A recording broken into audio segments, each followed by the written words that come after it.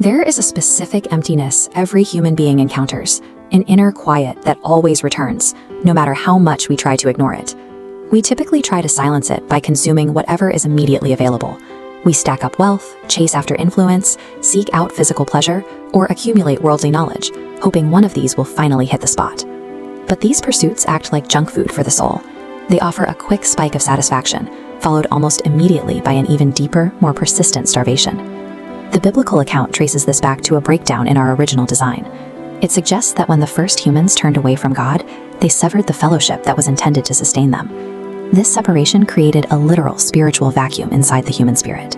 Human solutions inevitably fail because it is impossible to cure a non-physical starvation with physical resources. This is the context for the statement in John chapter 6. Jesus doesn't offer to hand out food. He claims, "I am the bread of life." He moves the focus from a provision he can give to a provision he represents. To explain the mechanics of salvation, God used the most mundane item in the house. Bread is a basic requirement for human survival, and it serves as the biological map for spiritual nourishment. The comparison is straightforward. On the biological side, physical bread sustains life and requires daily consumption.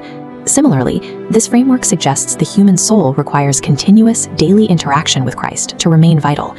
Just as physical food converts into biological energy, the life of Christ is presented as the source for spiritual output, supplying internal strength, peace, and hope when a person is depleted. Finally, there is accessibility. Bread is a universal staple, shared across every culture. In the same way, this spiritual salvation is described as a gift offered to all of humanity without restriction. The metaphor holds because both physical biology and spiritual theology rely on the same logic. Survival depends on continuous external nourishment to stave off death. There is a historical precedent for this in the book of Exodus.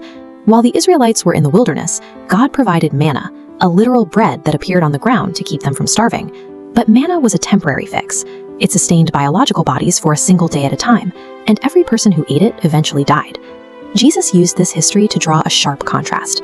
Through his life, death, and resurrection, he scaled the concept of provision up from temporary survival to eternal life. The functional difference is specific. Manna delayed physical death. Jesus cures spiritual death.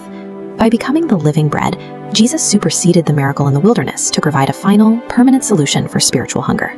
This entire theme is anchored by a linguistic detail regarding the place where Jesus was born. He was born in Bethlehem. In Hebrew, that name translates literally as house of bread. The bread of life entered the human story through the house of bread. This alignment suggests a highly coordinated, intentional plan established long before the event occurred. Recognizing this design changes how we view our own